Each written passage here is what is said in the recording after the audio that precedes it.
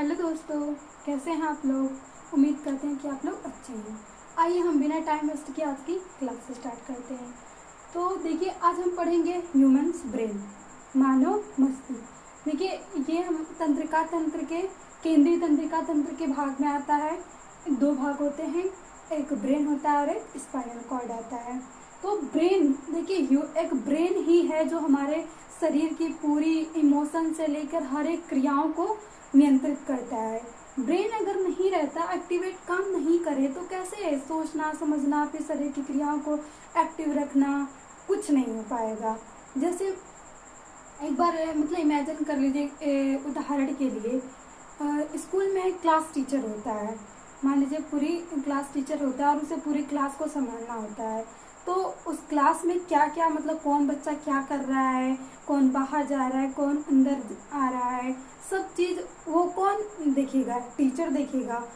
तो वही टीचर सारा चीज़ें अज्यूम करता है। तो वैसे ही हमारा ब्रेन हमारे पूरी शरीर की जितनी भी क्रियाएं होती हैं सारी क्रियाओं को नियंत्रित करता है और ये हमारा एक बहुत ही महत्वपूर्ण हिस्सा है हमारे शरीर का। तो आइए हम देखते हैं इसके बारे में कि ये कहाँ मतलब कैसे व्यवस्थित किया गया है। तो जो हमारा मानव ब्रेन है ये बहुत ही नाजुक होता है। वैसे जब देखें तो मतलब बहुत ही नाजुक होता है। अगर मतलब इसके हिस्से होते हैं कहीं चोट लग जाए ऐसे तो क्योंकि इसमें रिपेयरिंग क्षमता नहीं होती है। जैसे इसमें कोई अगर इंजरी हो जाए तो बहुत आसानी से इसके घाव नहीं बढ़ते हैं। इसीलिए इसको एक सुरक्षा कवच, देखिए कितने अच्छे से मानव शरीर बनी एक्टिव। तो इसको क्रैनियम में, खोपड़ी में हमारे ब्रेन सुरक्षित रहता है। खोपड़ी जो होती है वो पूरी एक जैसे पिंजरे की तरह हमारे ब्रेन को उसमें रखा गया है। तो क्रैनियम, मानव जो मस्तिष्क है वो हमारे क्रैनियम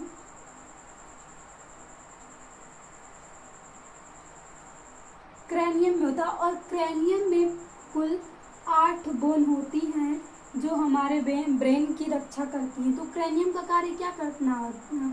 सुरक्षा, ब्रेन की सुरक्षा करना होता है। ब्रेन यहाँ से एक मजबूत हड्डियाँ रहेंगी तो अगर बाय द वे थोड़ी चोट लगती है तो वहाँ से मतलब हमारे ब्रेन तक नहीं जाए। तो सबसे पहले पाया जाता है क्रैनियम, यानी ऊपर स्किन, फिर स्किन को हम हटाएंगे तो फिर बोन मिलेगी और उसे वो क्रैनियम का एक पूरा पिंजरा बना होता है 8 बोन से मिलके, उसी में हमारा ब्रेन होता है। इसीलिए देखिए एक्सीडेंट पे मतलब रोड पे चलते हैं लोग तो कहते हैं हेलमेट लगा के, तो जो भी हेलमेट लगाए रहेंगे क्योंकि अदर पार्ट में होती है इंजरी तो ठीक की जा सकती है, लेकिन ब्रेन में चोट लग जाए तो वहाँ नहीं। इसीलिए ब्रेन की सुरक्षा हमें भी करनी चाहिए और बाकी हमारे शरीर में भी ऐसी बनावट है कि हमारे मस्तिष्क की सुरक्षा हो सके। तो क्रैनियम में कुल 8 बोन होती है। इसे हम यहाँ इस 8 बोन को भी अगर देखें, इसे हम याद कर लगते हैं तो यहाँ से हम पेस्ट ऑफ, यही 8 बोन है। पी से होता है पेराइटल, ई से होता है एथमोइड,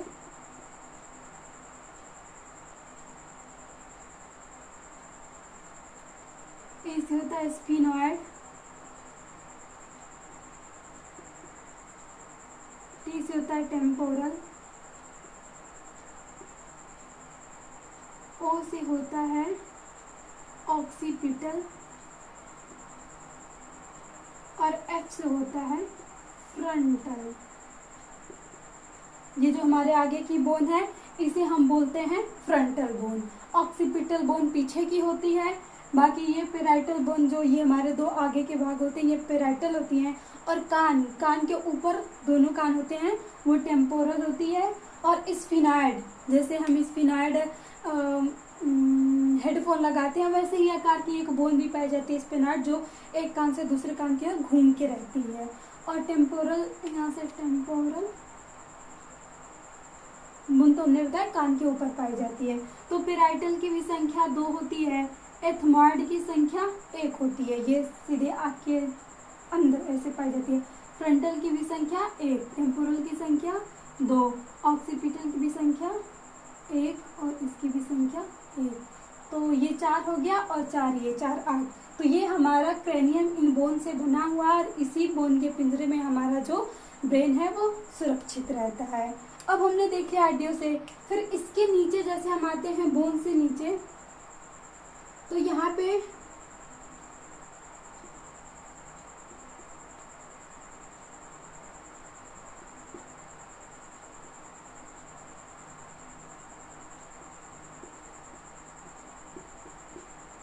एक झिल्ली मिलती है, मेनिंजेस झिल्ली जिसे बोलते हैं।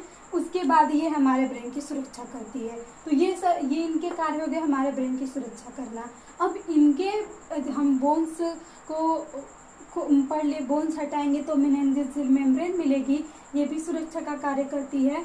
और मतलब देखिए ये बोन और ब्रेन के बीच में रहती है, ताकि वहाँ पे जैसे बोन कठोर होती हैं और ये होता है तो वहाँ पे मतलब कोई नुकसान ना पहुँचे। तो ये मेनिंजेस झिल्ली होती है वो दोनों को मेंटेन करके रखती है कि इंजरी ना हो, क्योंकि बोन हार्ड होती हैं और जो हमारा ब्रेन है वो बहुत ही नाजुक है। तो हार्ड और नाजुक में ऐसे रहेगा संबंध डायरेक्टली, तो मतलब रगड़ते रगड़ते ऐसे इंजरी भी हो सकती है ना। तो इसीलिए इसको बचाने के लिए एक मेम्ब्रेन वहाँ पे आ जाती है, मेनिंजेस जिसे बोलते हैं।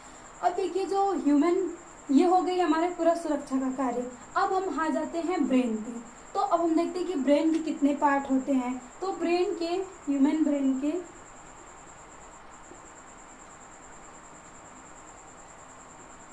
कुल 3 पार्ट होते हैं, मेनली 3 पार्ट में बनाया गया है। अग्र मस्तिष्क,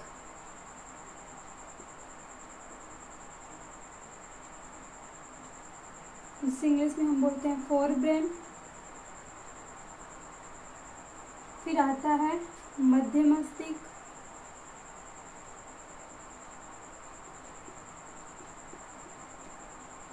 जिसे हम बोलते हैं मिड ब्रेन। और लास्ट फर्स्ट मस्तिष्क, जिसे हम बोलते हैं हाइंड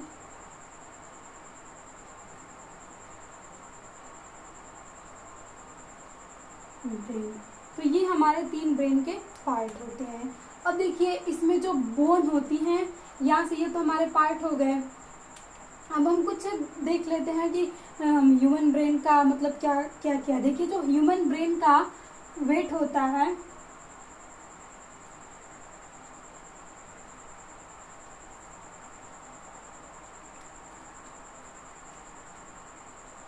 वजन देखिए तो वो 350 से 450 ग्राम होता है। ये हमारे ह्यूमन ब्रेन का वजन हो गया है कि 350 से 450 ग्राम का होता है। पूरे शरीर का जो हृदय होता है हमारा, 17% रक्त ब्रेन को जाता है।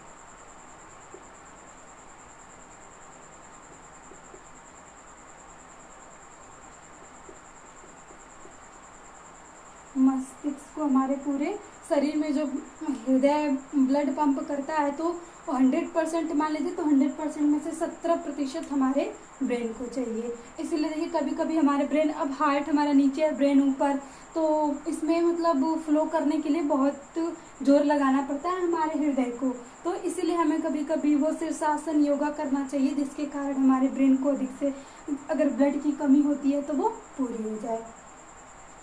अब यहाँ से देखिए जो ये क्रैनियम होता है, ये बोन जो आपस में जुड़ी होती हैं, ये फाइब्रस होती हैं, फाइब्रस कनेक्टिव, फाइब्रस ज्वाइंट हम लिख सकते हैं, फाइब्रस ज्वाइंट होती है यहाँ पे, मतलब धागे तंतुदार ज्वाइंट यहाँ पे हम बोला जाता है। तो यहाँ से ये भी क्वेश्चन बन सकता है कि जो हमारे ब्रेन की बोन होती हैं वो किस ज्वाइंट द्वारा जुड़ी होती हैं, तो फाइब्रस ज्वाइंट द्वारा जुड़ी होती हैं पूरे हमारे ब्रेन के, ताकि ये बना रहे। तो ये हमारे ब्रेन की पूरी बारी हो गई। अब देखिए यहाँ से हम देखेंगे अग्र मस्तिष्क और मध्य मस्तिष्क और पश्चिम मस्तिष्क के कुछ भाग होते हैं और उनके क्या कार्य होते हैं। तो इतना आप लोग स्क्रीनशॉट ले सकते हैं।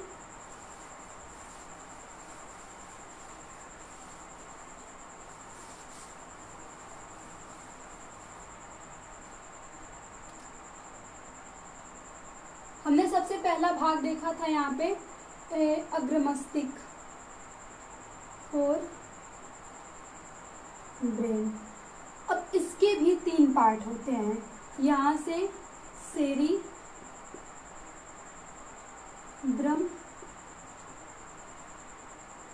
थैलमस एंड हाइपोथैलेमस,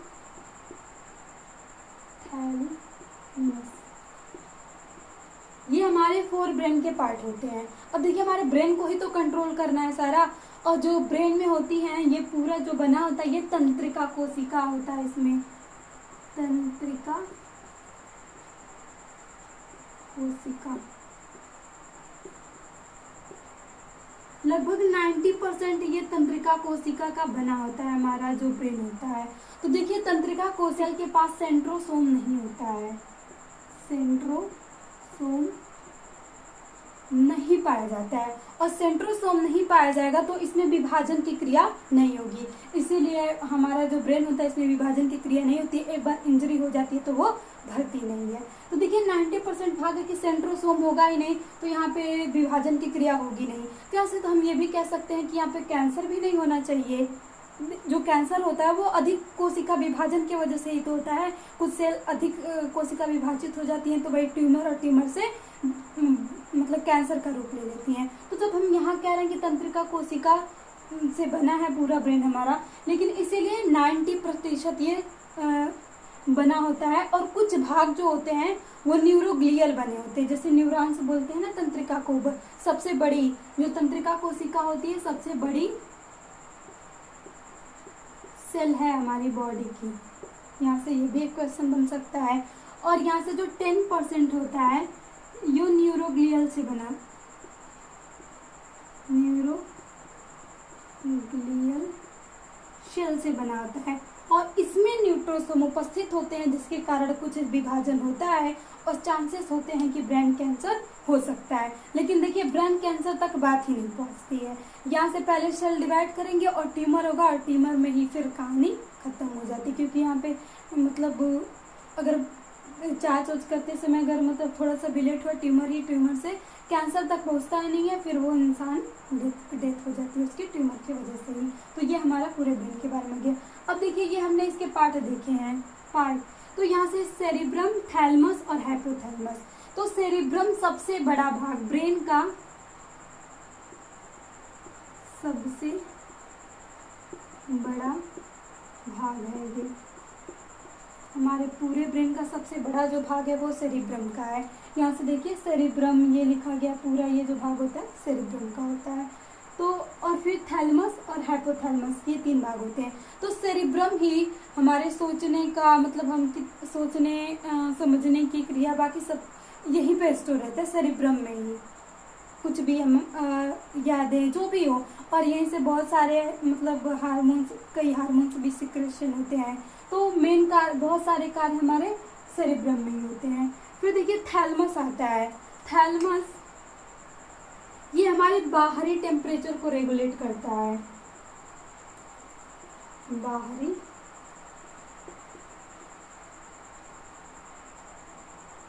बाहरी टेम्परेचर को रेगुलेट करता है। यानी बाहर हमारा अगर हाथ जल रहा होता है या चोट लगी होती है या पीछे से कोई आके बोल देता है तो यहाँ से उस कार्य हमारा जो थैलमस होता है वो एक्टिव होता है और हमें बताता है कि वहाँ से जो भी हमारा हाथ जल रहा तो हाथ हटा लो, पीछे कोई है तो मुड़ के हम अचानक से देख लेते हैं। तो ये सब बहुत क्विक होता है। हमारा ब्रेन इतना एक देखिए ह्यूमन ब्रेन बहुत पावरफुल है। मानव का जो ब्रेन है वो बहुत पावरफुल है, उसमें सारी क्रियाएं एकदम बिल्कुल फिक्स हैं। तो थैलमस बाहरी टेम्परेचर को और जो हाइपोथैलमस होता है वो आंतरिक ताप को नियंत्रित करता है।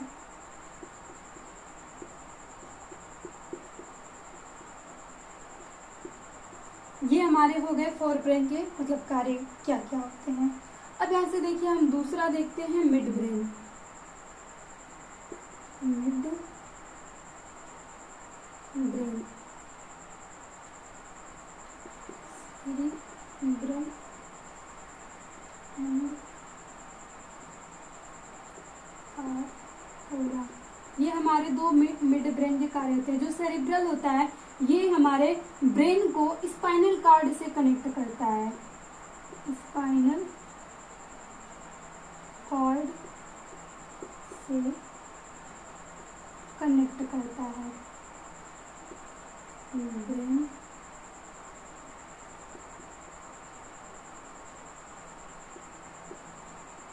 जो सेरिब्रल का काम होता है, यहाँ से देखिए यहाँ से ये जो स्पाइनल कार्ड पाया जाता है ना, तो यही मतलब ये एक ऊपरी वाला भाग है, तो यहीं पे पीछे पाया जाता है सेरिब्रल, और इसका काम होता है हमारे ब्रेन को स्पाइनल कॉर्ड से जोड़ने का। और फिर उसके बाद ये कार्पोरा, देखिए कार्पोरा ही हमारे देखने और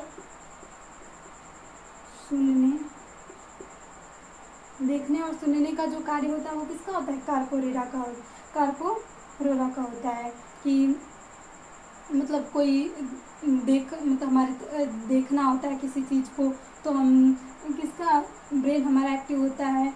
और सुनने में भी मतलब सुन के कि कोई हमें ये चीज़ें कहता है कि ये करना है, तो हमारे सेरिब्रम एक्टिव रहता है, तो हम सुनते हैं और फिर उसके बाद करते हैं। और देखने का भी कार्य जो होता है वो कार्पोरेरा का होता है। अब हमारा लास्ट पार्ट बचा है हाइंड ब्रेन।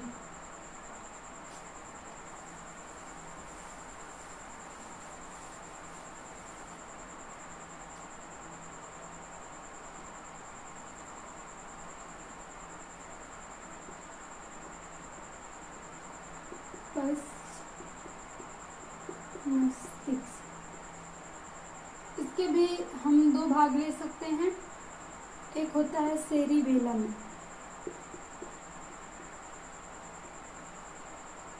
और दूसरा होता है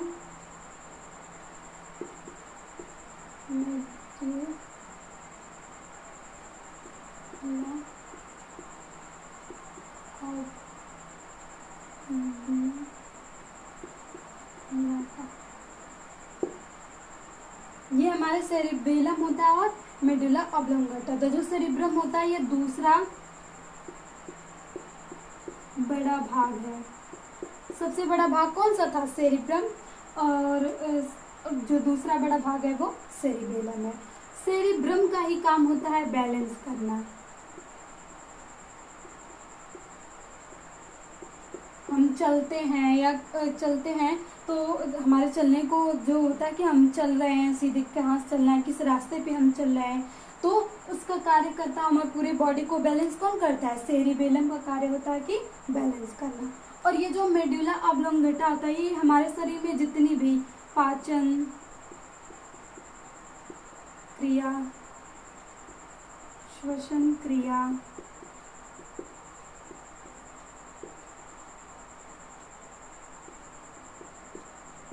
परिसंचरण, हमारे शरीर में जो भी मेटाबॉलिक क्रियाएं होती हैं उनका नियंत्रण कौन करता है, मेडुला ऑब्लोंगेटा। तो ये हमारा पूरा ब्रेन था।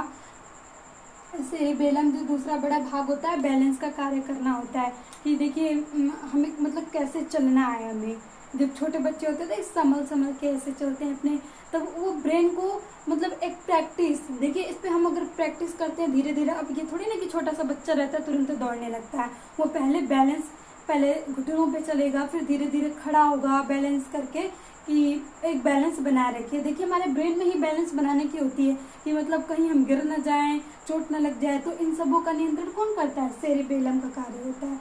ऐसे देखिए जो कोई लोग मतलब नशा कर लेते हैं तो उनमें ये तंत्रिका तंत्र है, और नशा करने पे क्या तंत्रिका तंत्र कार्य करना बंद कर देती है, जिसके कारण हमारे मतलब कोई कंट्रोल नहीं रहता है, ना ही कोई बैलेंस होगा। तो वहाँ सेरिबेलम भी नशा करने के बाद पूरा डीएक्टिवेट हो जाता है, तो इसीलिए लोग गिरते पड़ते चलते हैं।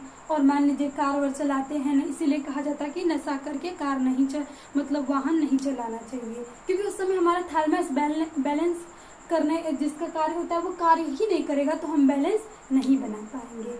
तो इसीलिए हमें नशा तो नहीं करना चाहिए, और कर भी लेते हैं तो आराम से कहीं जाके सो हो जाना चाहिए। कुछ करेंगे, वाहन चलाएंगे, सड़क पे जाएंगे तो एक्सीडेंट हो सकता है, चलेंगे तो गिर जाएंगे। तो जो सेरिबेलम होता है वो बैलेंस का कार्य करता है। देखिए अभी कुछ जो मतलब होते हैं सर्कस दिखाने वाले, ये लोग एक पतली रस्सी पे चल सकते हैं, क्या हम भी ऐसे अचानक से जाके चल सकते हैं? तो नहीं, इसके लिए हमारे ब्रेन को प्रैक्टिस देनी पड़ती है। जैसे हम बचपन में धीरे धीरे धीरे करके चलना सीखते हैं, वैसे ही उस रस्सी पे उन लोगों को, ब्रेन को इतना मतलब एक दिया जाता है बार बार बार बार कि हाँ ऐसे वो मतलब ग्रहण कर लेता है और उस रस्सी पे वो, इसलिए उस इंसान चल सकता है। तो प्रैक्टिस के आधार पे हम अपने, देखिए कोई भी कार्य करेंगे, प्रैक्टिस करेंगे तो वो हमारे ब्रेन में एक मेमोरी की तरफ फिक्स हो जाएंगे। फिर हम उस कार्य को जो नहीं कर सकते थे उसे हम आसानी से कर सकते हैं प्रैक्टिस। इसीलिए कहा जाता है कि मतलब मेहनत के बल पे हम कोई भी कार्य कर सकते हैं। तो थैंक यू, ये हमारा पूरा ब्रेन था। अब मिलते हैं नेक्स्ट